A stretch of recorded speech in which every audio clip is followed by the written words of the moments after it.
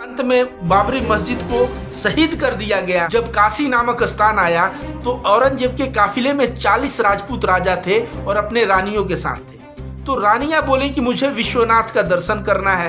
तो वहां पे काफिला रुक गया। वो लोग कहीं पे सराय पे रुक गए और रुकने के बाद बोले ठीक है जाओ दर्शन को। जब रानियां दर्शन करने गई, दर्शन करके रानी जब लौट रही थी उसमें एक रानी नहीं लौटी।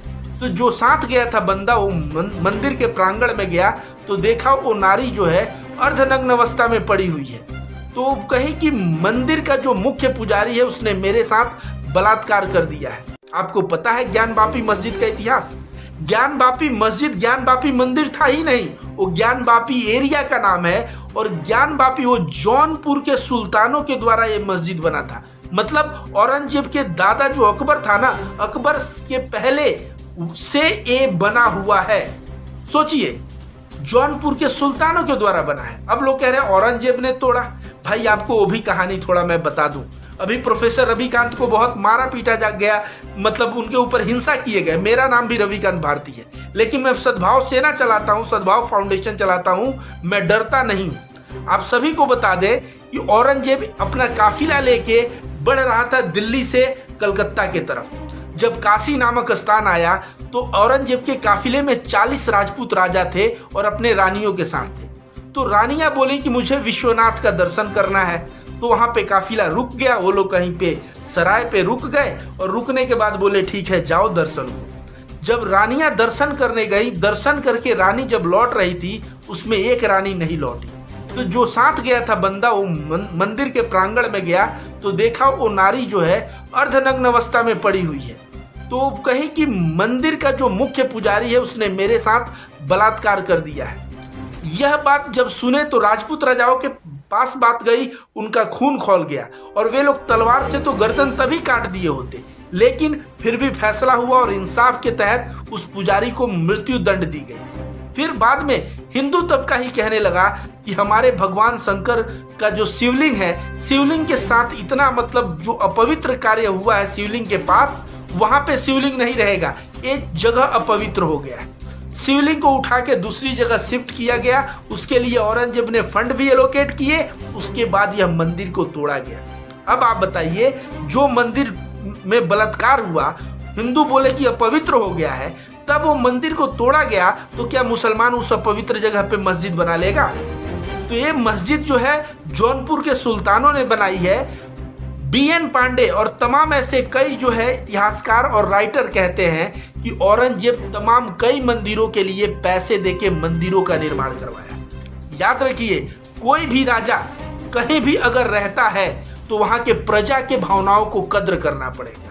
अगर 80% हिंदू के देश में एक मुगल और मुसलमान आके राज कर रहा है, हिंदू भावना को अगर सम्मान नहीं करेगा तो टिक नहीं सकता था इस देश में। ये बात आप लोग याद रखिए। इसी तरह लोग कहते हैं कि मोहम्मद गजनवी आया सोमनाथ को। सोमनाथ अगर मंदिर तोड़ता तो रास्ते में हजारों मंदिर थे। उस सोमनाथ को धन लूटने आया था, पैसे लूटने आया था। शायद आपको पता नहीं है, जब सोमनाथ लूटने जो मोहम्मद गजनवी आया तो मुल्तान जो जगह है वहां का राजा अब्दुल दाऊद था और उसने रास्ते में रोक दिया। और रास्ते में रोकने के बाद उन दोनों में युद्ध हुआ। युद्ध में जामा मस्जिद जो मुल्तान की है वो शहीद हो गई। तो जो देखिए, राजा जो है अगर कोई मंदिर तोड़ा तो धन के लालच में तोड़ने का प्रयास किया। अगर कोई मंदिर तोड़ा तो हिंदुओं के भावनाओं और हिंदुओं के बातों पे तोड़ा। कोई भी राजा जबरदस्ती हिंदू मंदिर को तोड़ के शासन नहीं कर सकता। और तमाम ऐसे हिंदू राजा का एग्जाम्पल है जो अपने पड़ोसी हिंदू राजा जिनसे दुश्मनी थी उनके एरिया में जाके मंदिर तोड़े थे। एग्जाम्पल के तौर पे टीपू सुल्तान पे मराठों ने हमला किया और जब वापस लौट रहे थे मराठे, जब हार गए या बराबरी पे युद्ध हो गया तो चिढ़ से रंगपट्टनम का एक मंदिर जो है उस मंदिर को तोड़ा। बाद में टीपू सुल्तान ने उस मंदिर को फिर से रेनोवेट करवाया, फिर से पैसे डाल के उस मंदिर को बनवाया। तो याद रखो, ये राजा जो है ना, ये राजा मंदिर तोड़वा के, लेकिन अभी भारतीय जनता पार्टी की सरकार है, संघ और इन सबका विचारधारा बहुत हावी। ये सभी लोग कहीं ना कहीं मुसलमानों को विलेन दिखाने के लिए कि भाई इनके राजाओं ने हमारे मंदिर तोड़े।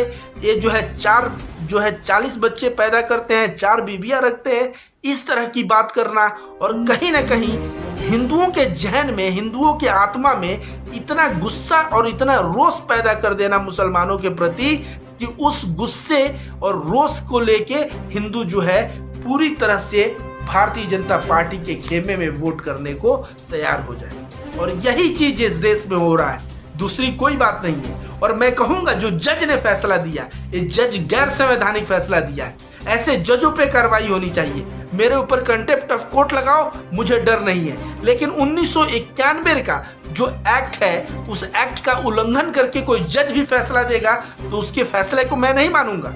आप बताइए, सोमनाथ मंदिर पे जो कुछ गांधीनगर के स्टूडेंट जाके वहां पे सर्वे कर रहे थे और वहां पे खुदाई में पता है बौद्ध गुफा मिला, बौद्ध गुफा मिला। जब अयोध्या की खुदाई हुई तो वहां भी बौद्ध गुफा मिला।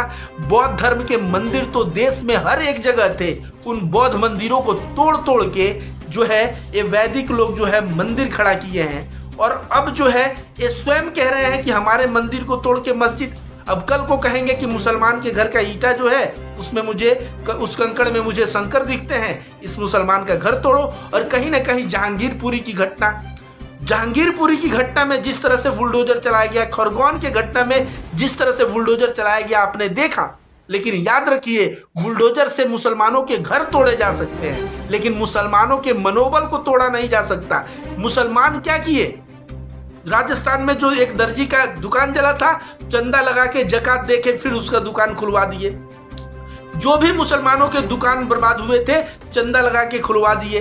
तो सोचिए, अल्लाह ने मुसलमान समाज को आत्मनिर्भर बनवाया है और ईश्वर ने हिंदू समाज को भी आत्मनिर्भर बनाया है।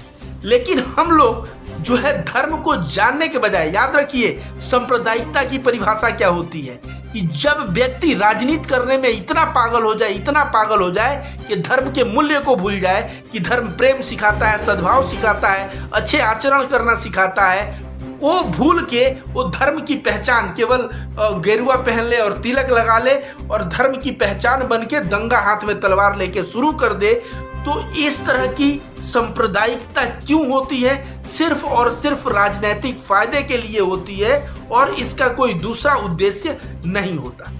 तो दोस्तों, ये जो 1991 के एक्ट का उल्लंघन है, इसको मैं कहूंगा कि ये बहुत ही बुरा है और ऐसे चीजें, ऐसी घटनाएं नहीं होनी चाहिए। देखिए कल सुप्रीम कोर्ट का इस पे क्या फैसला आता है। सुप्रीम कोर्ट पे, भारत के संविधान पे मुझे पूरा विश्वास है और कल जो फैसला आएगा उस फैसला को मुझे लगता है कल वहां का जो सील किया हुआ है वो सील वाला बात जो है हटा दिया जाएगा। याद रखिए, हिंदुओं के जहन में आज क्या बोल रहे हैं हिंदू कि भाई 200-250 वर्ष से भगवान शंकर का जो शिवलिंग था वहां पे मुसलमान अपने हाथ पैर धोते थे, वुजू करते थे।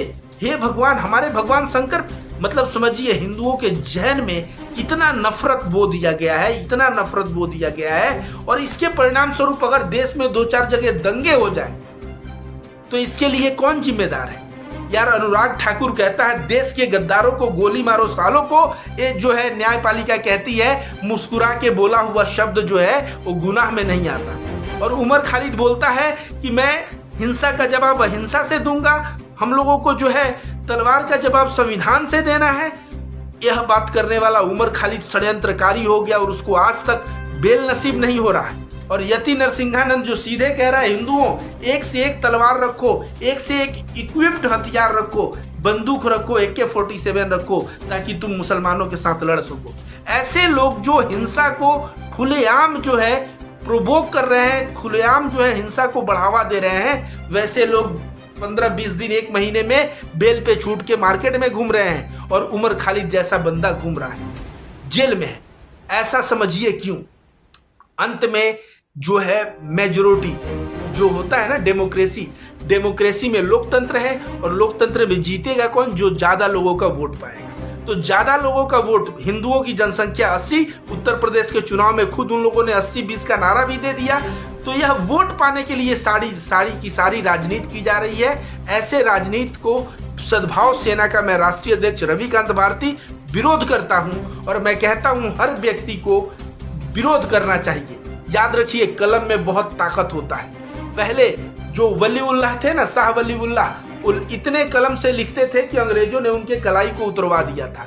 आज सोशल मीडिया का जमाना है, हमारी कलम हमारा जुबान है और हम लोग जो बातें कर रहे हैं ये बात जब देश में हर एक नागरिकों तक पहुंचेगा, नागरिक जागरूक होगा, उस संविधान के बारे में जानेगा, अपने अधिकार के बारे में जानेगा और इतिहास के बारे में जानेगा, तो तब जो है नागरिकों की बुद्धि खुलेगी और वह सही मार्ग पे चल पाएगा।